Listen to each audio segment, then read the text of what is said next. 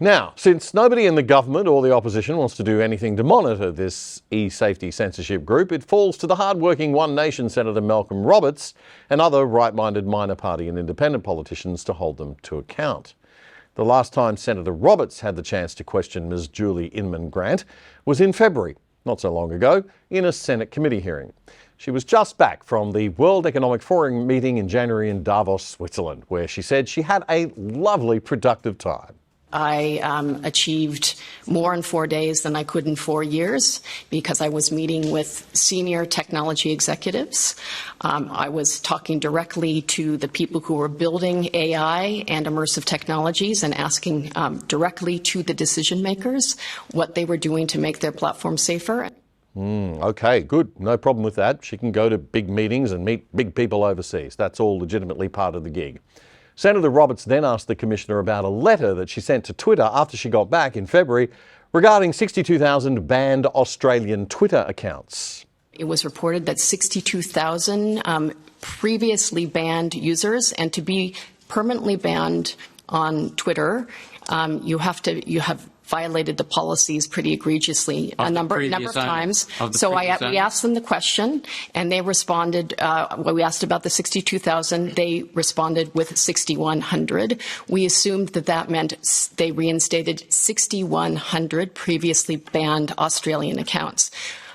Which wasn't in the manner and form of the notice and the question in which we asked them. But they didn't name what those specific ones were, but they did tell us that there are no additional safety provisions, even though they have been permanently banned for online hate in some cases. It seems to me, Ms Grant, that you're assuming the previous bans were in order.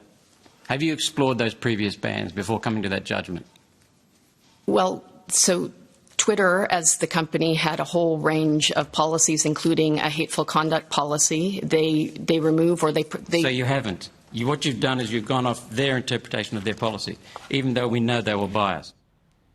Let's be clear. She used to work at Twitter. Is it possible that she could be completely unbiased and neutral towards its new owner, Elon Musk? I'm not suggesting anything, of course, but it's fair and reasonable to ask that question of a government official in this role. Anyway, back to Senator Malcolm Roberts of One Nation in the Senate in February. What you've done is you've gone off their interpretation of their policy, even though we know they were biased. Well, that's the only thing we can't do, Senator. Could you come back to my question, please, and give me examples of Australian accounts? Senator Roberts, I appreciate that you're somewhat agitated, but if you could please respect the witnesses. Whoa, hold it there for a second. Is the chair accusing the good senator of being agitated there? He doesn't look too agitated to me, and actually, he has every right to be agitated. He's representing his constituency, but he looks very cool, calm, collected and professional. This could be a little gaslighting from the chair, maybe. A little woman-splaining, perhaps.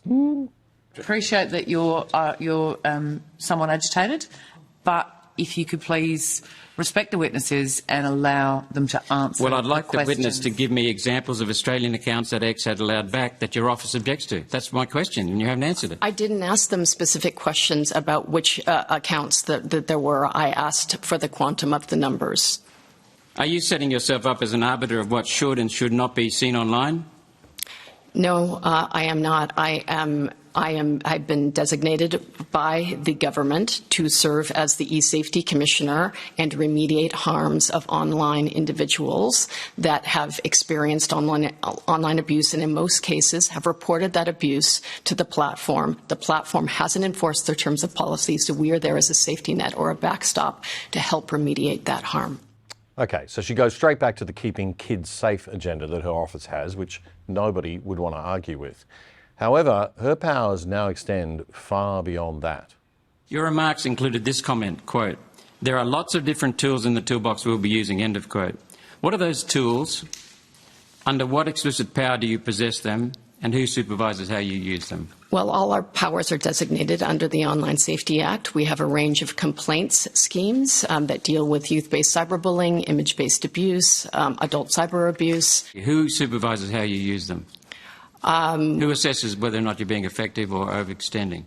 Well, we are held to account. We have lots of reporting and transparency and accountability measures ourselves. And if there's ever a question about any decision that's made, they can be challenged through internal review, through the Ombudsman, through the AAT, or through the federal court. So we are accountable to the people and to the government. Okay, now it's this next bit that troubled me a bit. There's no doubt that our eSafety Commissioner sees herself and her office as having a global role to play and global influence to exert. Thank you. At the World Economic Forum planning session in Davos, you said, quote, "We have started something called the Global Online Safety Regulator." Who is we? Did you receive ministerial permission to involve Australia in another globalist power sinkhole?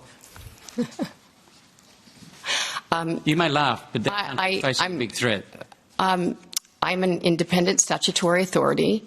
The internet is global. Most of our regulatory targets are based overseas. And for more than 7 years, we were the only online safety regulator in the world. Now, we use the tools that we have and we can be effective, but we know we're going to go much further when we work together with other like-minded independent statutory authorities around the globe. Now, all of this is fine if, and it's a huge if the powers of these eSafety regulators are carefully monitored and curtailed. But I don't get the feeling that there's a lot of humility going on here or a willingness to be sure to protect the freedom of speech. Do you? I don't hear words from the Commissioner like balance and care to protect free speech or anything like that. I just see someone with a power who's on a personal mission or a professional mission, if you like. And Elon Musk is starting to look more like Harry Potter every day.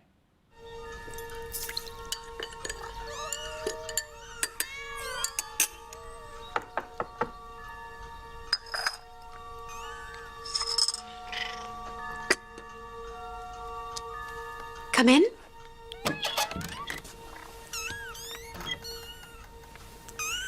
Good evening, Mr. Potter. Sit. You're going to be doing some lines for me today, Mr. Potter. No, not with your quill. Going to be using a rather special one of mine. I want you to write, "I must not tell lies." How many times? Well, let's say for as long as it takes for the message to sink in.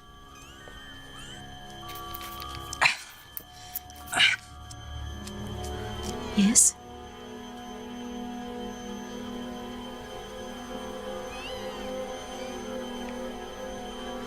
Nothing. That's right. Because you know, deep down, you deserve to be punished. Don't you, Mr. Potter?